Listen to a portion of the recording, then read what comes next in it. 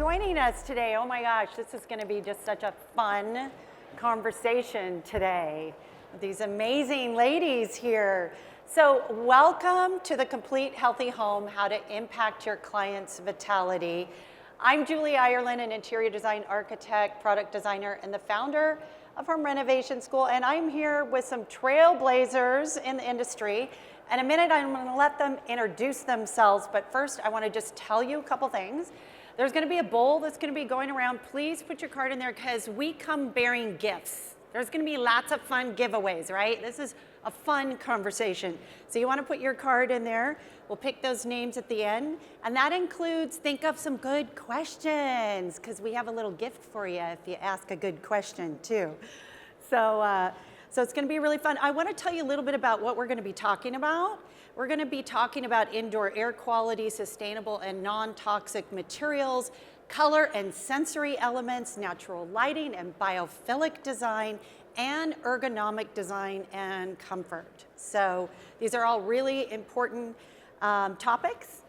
And I think it's time for some introductions, right? Yes. Let's start with you, Anita. Okay, so my name is Anita Yokota, and I was, for 20 years, a licensed marriage and family therapist, still am. So I help clients make sense of their story. Now, as an interior designer, I help them tell it through interior design. So I'm so happy to be here with Julie and my friends and all of you to discuss how to make your home a therapeutic environment and to feel happy. Awesome. Cara. Yeah, I'm Cara Newhart. I'm a designer, contractor, and DIY queen. And my mission is to empower people to take charge of creating spaces that support all aspects of their everyday life. So a lot of DIY, a lot of encouraging women to pick up power tools and get hands-on. But also, I host a podcast that's all about design strategy and kind of really learning to think of your home as an environment versus an after. So. Yeah, and then Natalie, our 2023 Sustainable Award winner over here. My name's Natalie. Together with Stacy, who's in the audience, we own Shine Interior Design Studio. We have both residential and commercial design and offer full service design for both of those sectors. And we have really found a passion for creating healthy home environments, and it's really been eye-opening to think about the process of what goes into our homes and what we're truly putting in homes. And so excited to be here today and share with our friends too about how you can actually do it. You can make your home a healthy space. It's not something that's lofty or unattainable. Yeah, achievable, totally. I thought we'd have a little icebreaker though. Let's get to know a little something more about them. So Anita. Yes. What's your favorite Starbucks coffee drink and what does it say about you? Well, I'm born and raised from Seattle, so I know my Starbucks drinks. My favorite one is the pumpkin spice, not latte, cold brew, because it's warm, bold, sweet, and a little spicy because I'm an Aries. Oh yeah. So that comes out through my personality and my designs. Nice. Cara, what about you? Mine absolutely depends on the day. It's never going to be the same thing, and it is entirely made up. Like, it's not on the menu. It's some weird plan that I came up with. So I think it's like a free-for-all. Doing my own thing, maybe. Custom. Yeah, custom. Let's do it that. Natalie, spill the beans. So I am on a little bit of a health journey, so it's been a boring answer of skinny vanilla latte, but I love to splurge sometimes and enjoy like the Christmas, like the praline one is so good. So I think that says a little bit about me and that I know when to be good and I know when to splurge. Nice. Okay, well, are you guys ready? Let's get started. So I'd love to start the discussion off by exploring how we creatively tackle indoor air quality. This is so important. So Anita, how do you design spaces that are visually appealing, healthy, and support well-being through improved ventilation? Well, I'm not sure if everybody knows this fact or not, but the EPA reports that we spend indoors 90% of the time.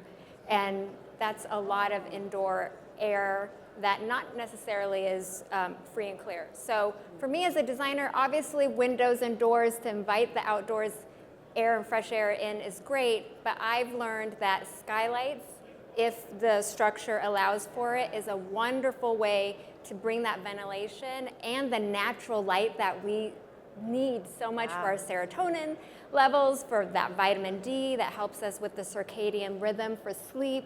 All of these things are intertwined. So my go-to are skylights. Yeah, there's nothing better than natural light, right? Okay, Natalie, as a sustainability award winner, what design strategies do you prioritize to ensure optimal indoor air quality in your projects?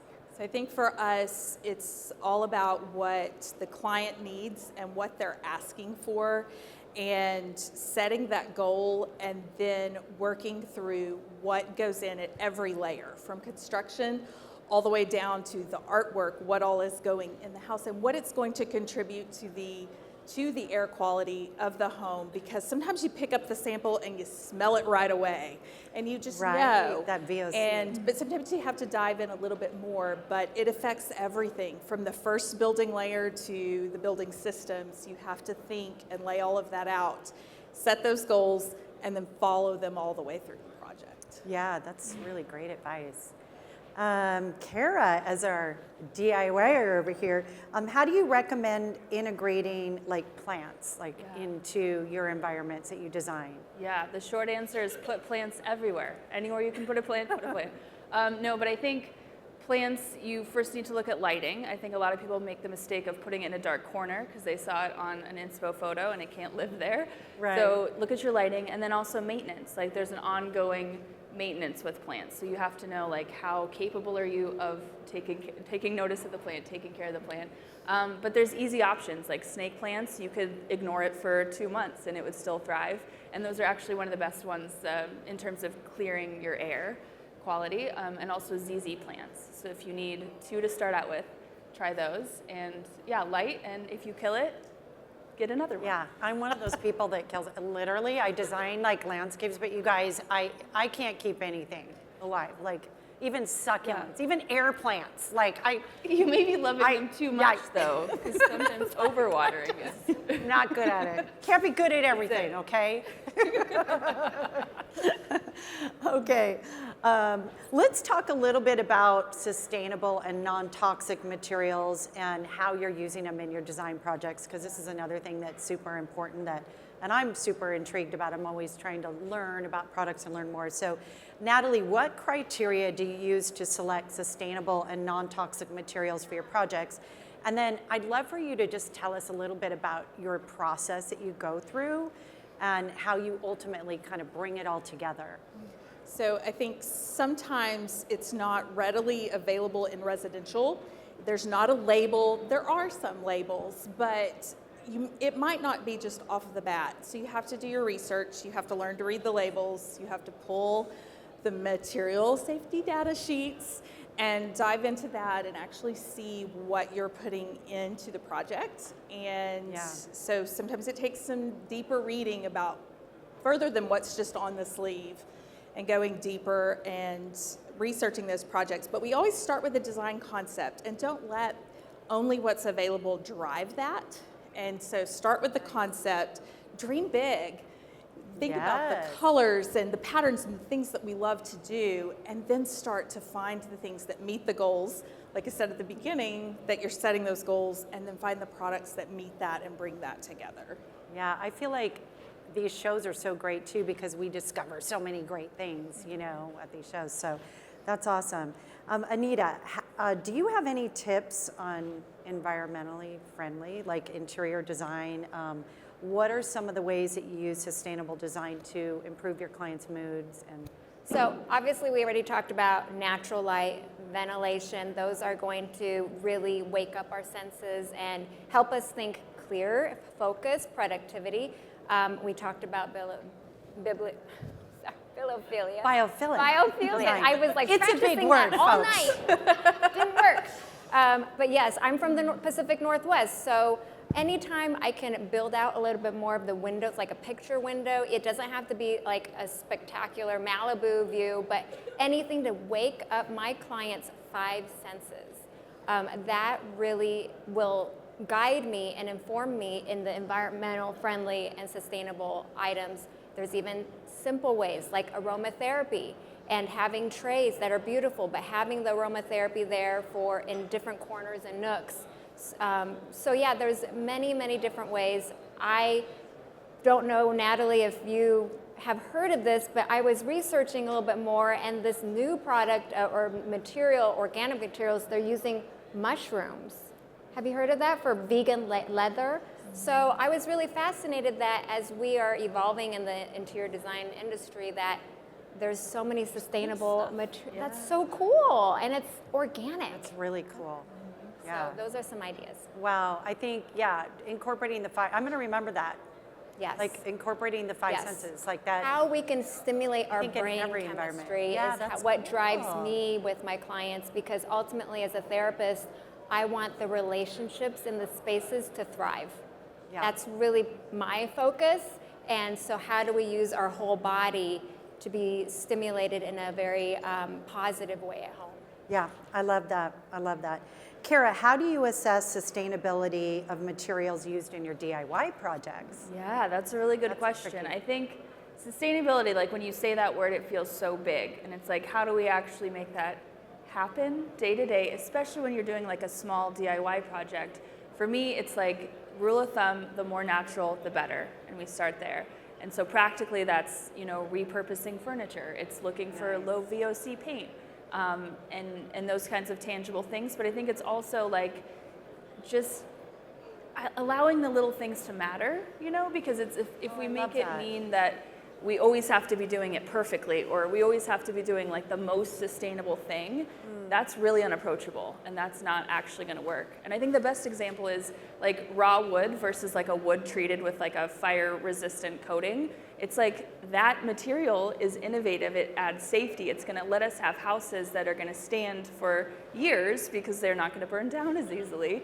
So if we only like have those polarization of options, like you're never going to be able to like really choose, because neither are good. So like let the little things matter, whether that's picking up the trash, repurposing a dresser, they really do add up, and we have to like make that be worth it, I love that. I feel like we're writing a little book here. Like, are you guys writing all this down? I think we could make a little inspirational book up here. Right. That is like awesome. I love it. Let's move into talking about, this is super important too, color and sensory elements are a really important part of what we do as designers, how we communicate through the environments that we create. So, Anita, can you share an example where a change in color and sensory elements transformed a living space, maybe? For Yeah, I have a really special story to share with all of you. So I had a client, they had 3 kids, teenagers, and the middle child was struggling with ADHD, and he was in his, teenage whatever-ism. And so we wanted to reclaim his room for him because he literally was still in his nursery yellow Babies R Us wallpaper room, and he's 16. So because of my therapist background, I knew with ADHD, there's a misnomer that everything is overstimulating, so we can only use white, we can only use beige.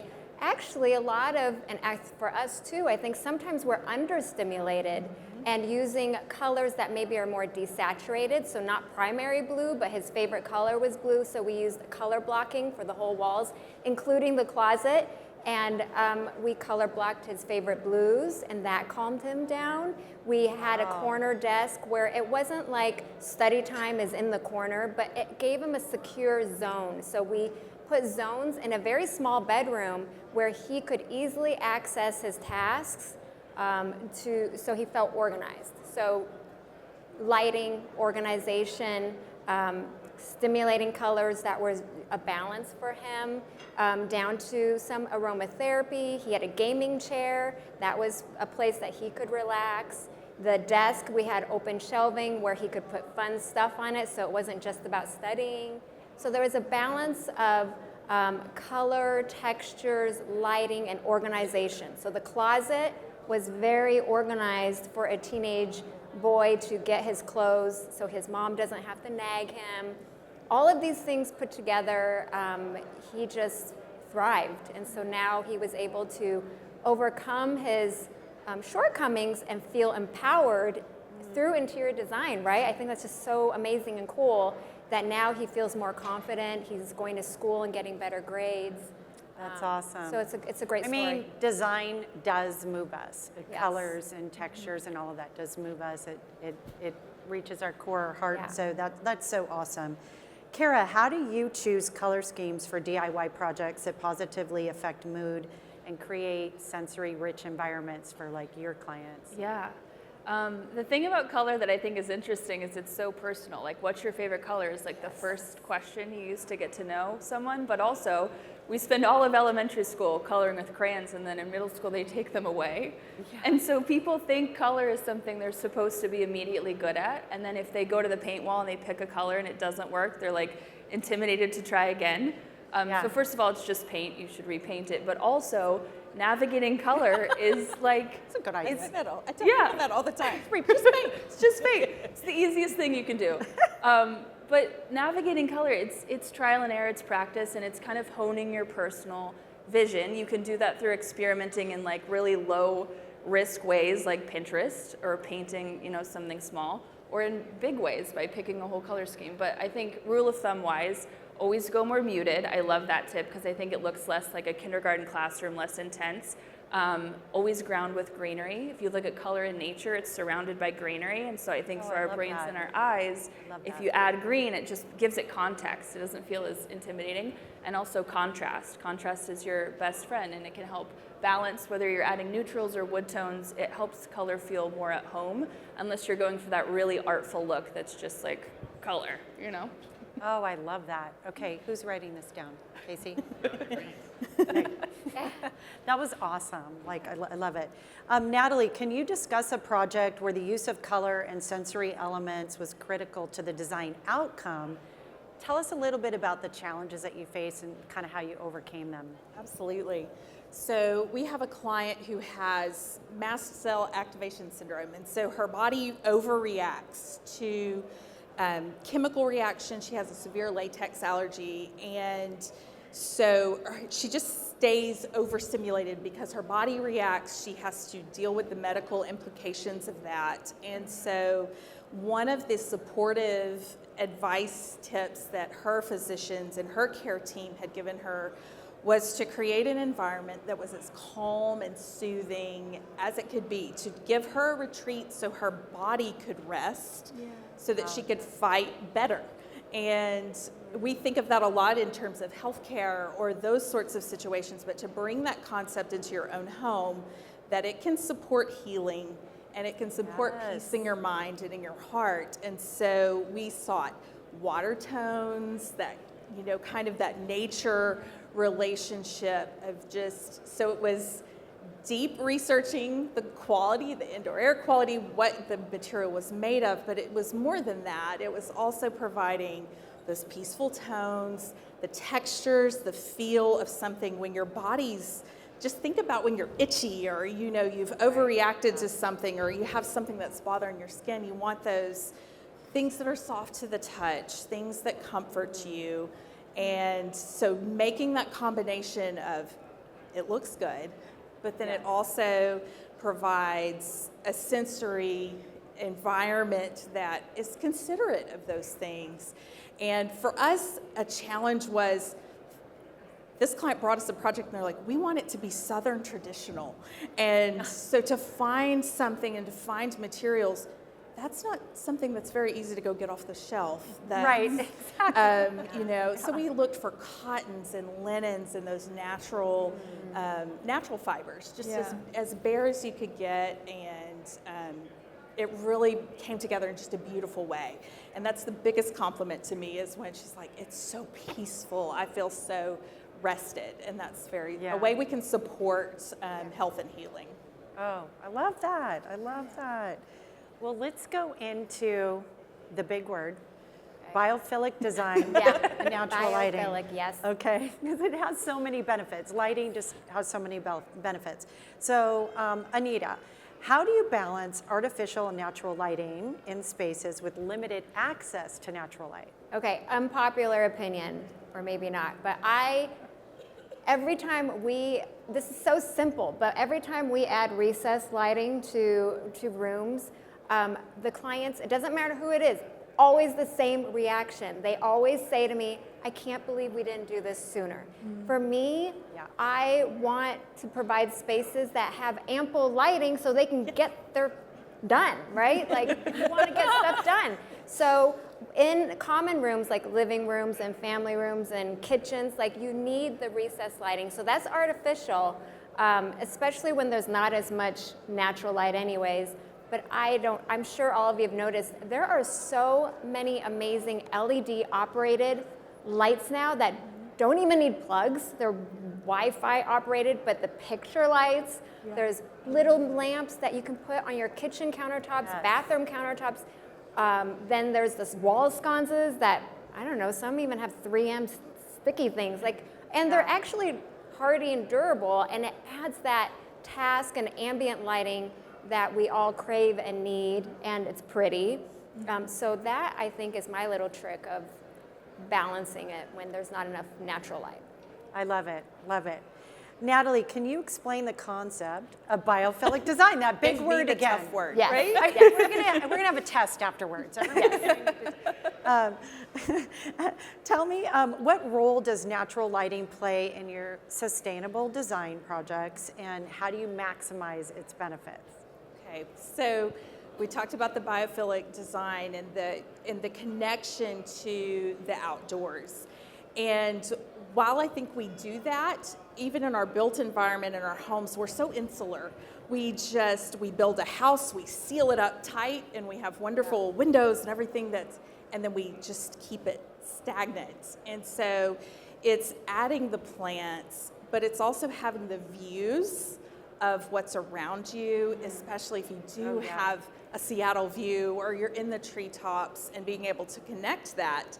The challenge also is a lot of times clients will come to us and they're like, we put all of these windows in our home, and then they are dealing with glare, heat, and those things. Yes. So as designers, we have to look at what those layers, so in the same way Anita was talking about layers of lighting, we bring in layers of how we control the light coming in. And so you have to think about, are allergies a case? Do we need to skip the blinds? Do we need to put them inside the glass? Can we control light? Because if you are dealing with a medical issue or something, or a light sensitivity, you have to be able to control it. So the solution just isn't plants and windows. Yes. There's so much more to it. Yeah. Thoughtful. It really does have to be thoughtfully placed, and you have to think about, I know when I'm designing the architecture, whatever, for homes that I do, I'm thoughtfully thinking about where the house is situated on the plat, and then also, like, what is the view? So you brought that up too. Like, what are you seeing through those windows, and how are we maximizing the natural light? So that's awesome. Cara, can you share a DIY project that successfully brought in an element of bringing, like, kind of nature indoors, and how you did that? There's actually two. So my first one, that's probably my favorite, is a window plant shelf, to combine both. Oh, I love that. It's essentially a plumbing pipe with 3 or 4 little, like, wooden shelves. They can slide in front of the window for the plants to have natural light, and then they can swing out against the wall to not block the window. That one's really easy. You only need 2 tools. One, if you go to the hardware store and have somebody cut your wood for you, you just drill little holes and stack them up.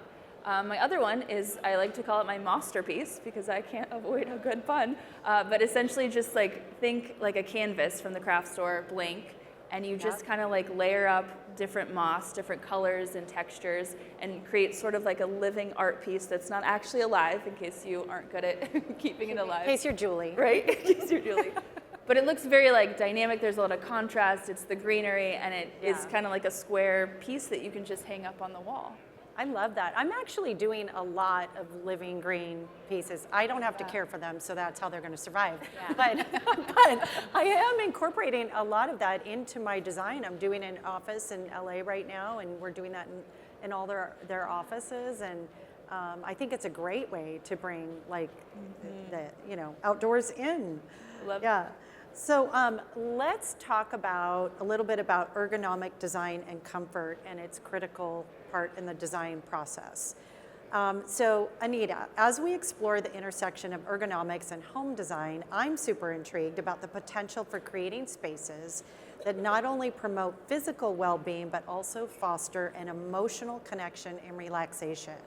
So what are some ways that we can use ergonomic design to make our homes more comfortable, help us work better, live better, relax?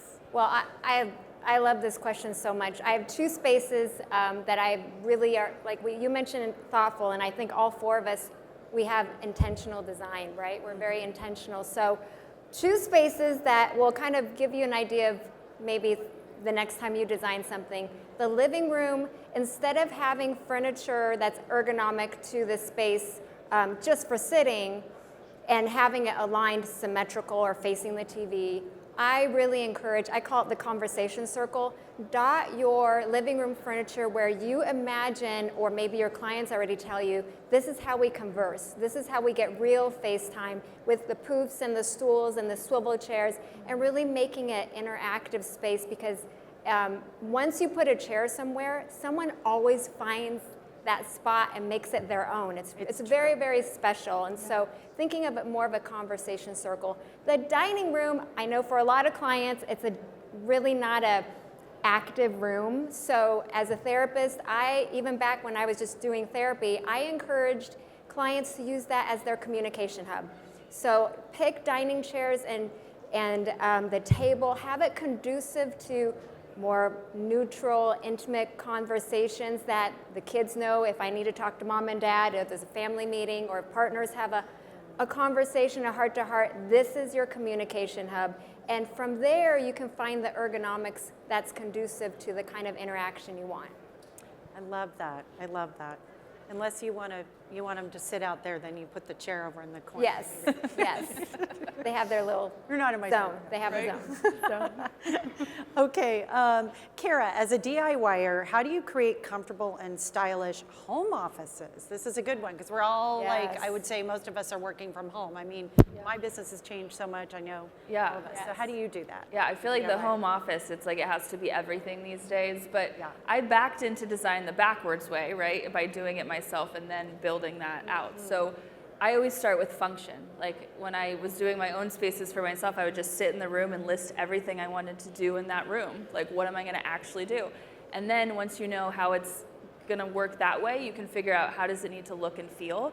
And it's almost like if you're building a huge cake, right? You need to build the structure of the cake that's not going to fall over, and then you can put the icing on. And I think where we go wrong is that we're like, inspo photo, what is it going to look like? What's the color palette? Yes. And we need to just start with the framework and the structure first. So list out what am I going to actually do, and then you can start to match those elements with actual design things. So it's like, I need storage, okay, baskets, what kind of baskets?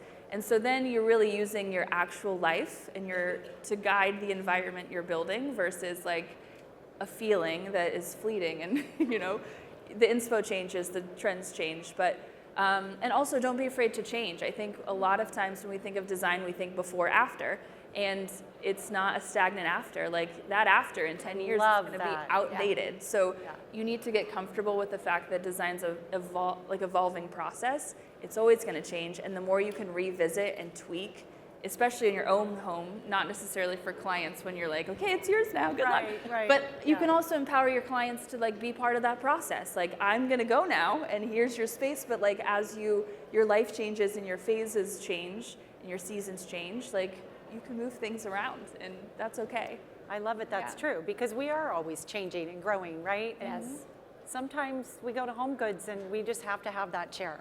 Yeah. And so we have to find a space for it. Yes. And 90 candles, because I'm the candle. Why not? Okay.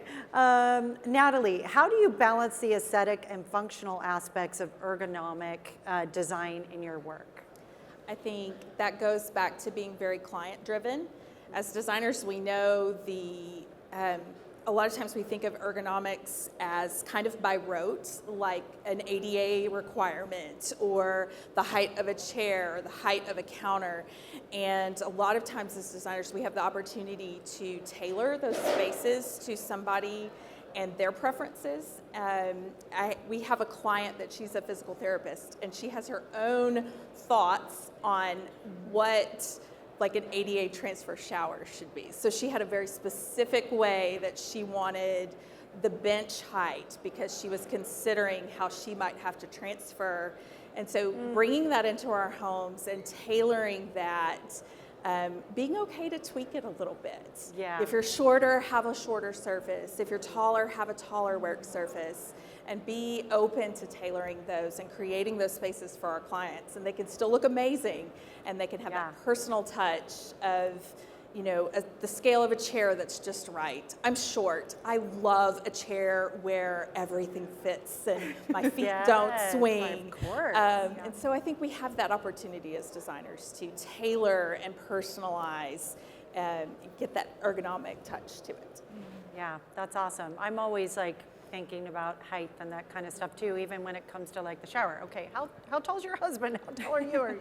It really does matter. It really does. So, wow. Okay, so we got through like all of our categories here. So that means it's time for Q&A and gifts and presents. The fun part. So how many? Oh, we have lots of cards. Okay, great. Let's. Anyone have any questions? Any great questions? Yay, we have a question and no microphone. Just hold on for a minute. Oh, there she is. Yay! Microphone, beautiful lady in the red. Thank you. Hi. Great discussion. Out of all the products that you guys have worked with, which ones do you personally you're inspired by? I know that for me, Bain Ultra, it's a Canadian tub company, has a product called the Vedana, and it has like 5 therapies of wellness. Is there something that you always kind of go to for that aha therapy product? I think for me, I already mentioned the transformative power of using light flooding in from the top. So again, sun tunnels are another option for skylights because a lot of times just the structural of the roof and stuff. But I suffer with seasonal affect disorder, so I personally know I've had clients with OCD, just that natural light that we really crave. So anytime we can bring in that natural light. So mine probably would be almost every project we try to fit in a sun tunnel or skylight, even in primary closets. Yes. We do that. So that's kind of my go-to. That's a really hard question because it depends on the day. But for me right now, I'm really into like the Sonos speakers. They have some that you can actually do behind the drywall. So you get like the sound when you need it and there's nothing visual when you don't. And I think it just, the clean line and the aesthetics is really beautiful. And then it's like all the cool Wi-Fi tech stuff. Yeah, love that. I think for us, paint has been a big thing that you can influence. It's a huge contributor to your project, and we all know the fresh paint smell, and sometimes you want that, you love it. But being able to choose that, so we have a Sherwin-Williams product that we like to spec. Almost every line has a wonderful VOC-free, latex-free. That's something that we've had to encounter, and more people are asking for stuff like that. Yeah. So having clients ask that has been, that's an easy button. That's something that you can shift and change. Yeah. And it's wonderful to walk in and something to not, a wall of smell to not hit you. You just know that that's a little bit different feeling. Yeah. Great question. For me, I would say it's light. I use skylights a lot too in my design. There's nothing prettier than natural light. I love to use them in bathrooms, especially too to get that nice natural light in for us ladies, putting on our makeup. You know, it can be a disaster. We don't want to look like a clown when we leave the bathroom. So natural light, and then I love to incorporate water. Like I'm always finding some water feature, some way to bring in a water, wall fountain or something, because there's something just so calming about the sound of water, right? In nature. So, yeah. Any more questions? Back to the question about indoor air quality. So I know that we like to use a lot of texture, and we're looking to put living walls in place. I'm curious about whether you have any favorite go-tos for dust, dander, basically just air filtration, keeping those environments safe for people, especially who suffer from allergies. I think we've gotten very okay with seeing, even just having a place, creating a place for the filter, to have a freestanding filter, because you can have things for your HVAC, but then you almost need a second layer. And so we've designed spaces that have a spot for it, and you just embrace that it is there. And you can make a place for it. And so I think these days, there's so many aesthetic. they're nice looking. They are like, there's a little leather strap on them, and it's like very modern looking, and the colors are great. Incorporated in. Yeah. So actually, it looks like decor. Yeah. Right. Yeah. And it kind of doubles as a sound machine. I have one Yes. that's just like very Yes. soothing. It's but- soothing. Yeah. So love your air filter. Yes. 1,000,000%. Any more questions? To piggyback on the allergy question, Yeah. are there materials beyond clearing the actual air? Like, I suffer from dust allergies, so I'm really aware of how some materials will just hold on to stuff. So I'm just curious if you guys have any particular materials you love for their being like hypoallergenic or not holding on to dust mites, things like that. I think for bedding, I love anything that's breathable and organic, so I tend to use linen bedding and everything for clients. I don't know if that's helpful, but sleep is so needed in our daily hustle and bustle, so I'm always thinking for clients what kind of bedding routine and just even the bedding itself would help them sleep better, especially people who suffer with allergies. I know there's so many pillow covers and things like that I'm sure you're already aware of, but when it comes to the bedding itself, I think linen is very nice. Yeah.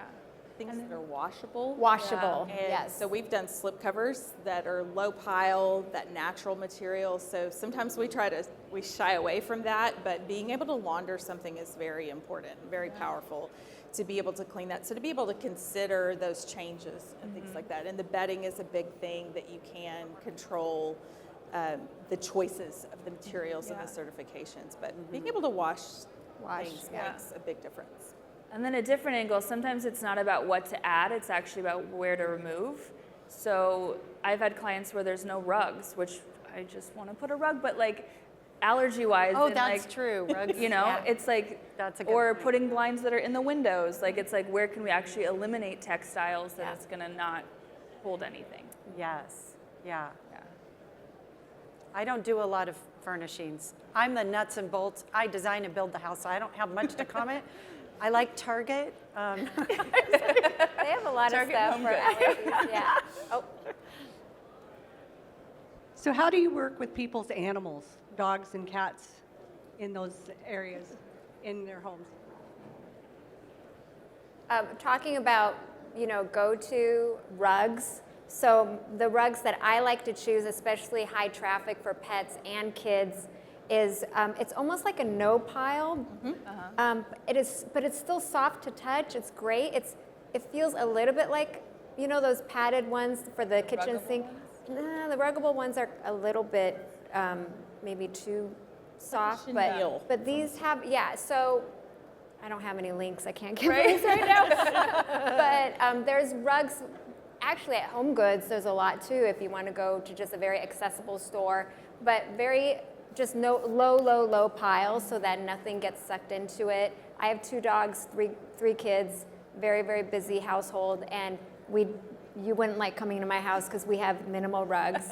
But the ones I do have are those very low pile rugs that they're wonderful, and they're so pretty. Yeah.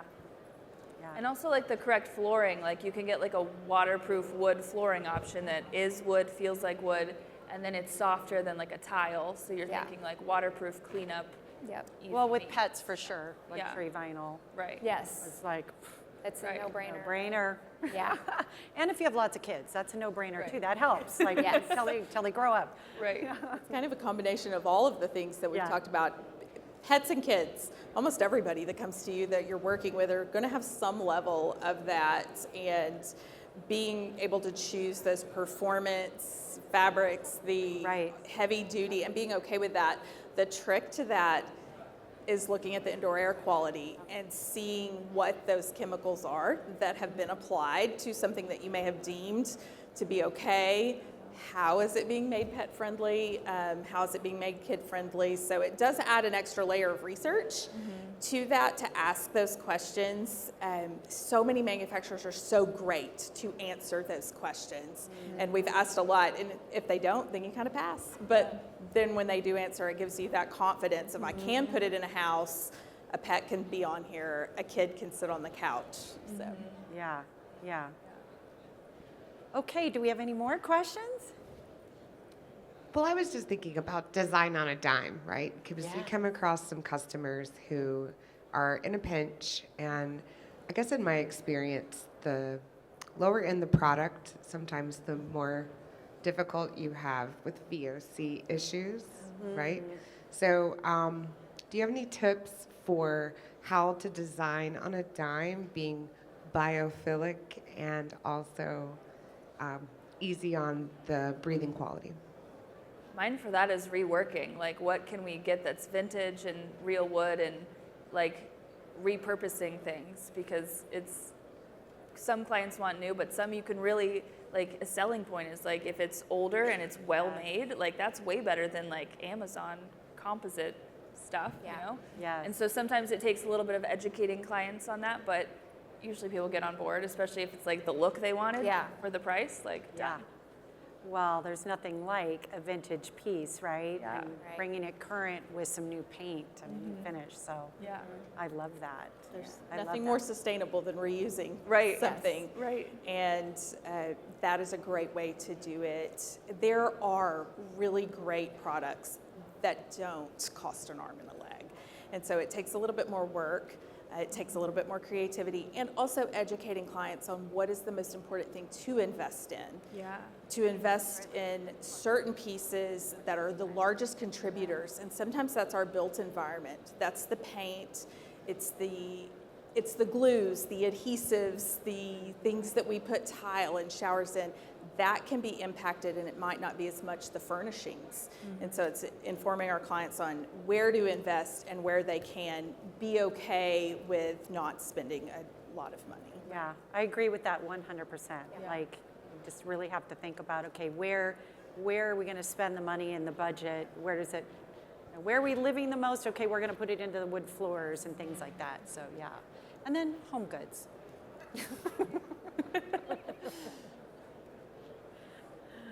Any more questions?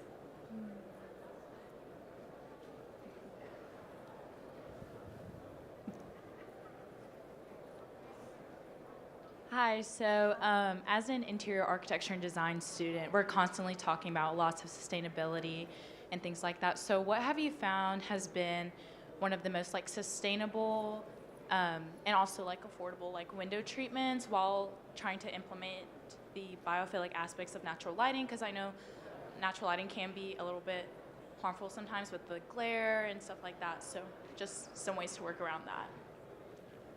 I think of you students whenever, because everybody's always like, lights and plants. You know, I put lots of windows in my building, lots of windows in my home. It's to not be afraid of using drapes. Everybody's so scared of them. You're right. They can be taken off the wall and laundered. And people are so afraid of using that, but you have to control the light somehow. You have to be able to have those layers. You need to be able to sleep. You need rest. You need that quality of sleep that Anita was talking about. So don't be afraid of that. Learn the benefits, the pros and cons. You're all about informing your clients of the pros and cons. And so I always think about that with students. And it's like, where's the next step? How do we actually make this happen? Yeah, plus draperies and curtains just bring texture and color and and beauty and some depth. They can raise your eye. They can make a small space look bigger and taller, right? If you bring those up. So yeah. That's my go-to for sure. Any other questions? And that's it. And then we'll see you back at 2, right? All right. Thank you so much.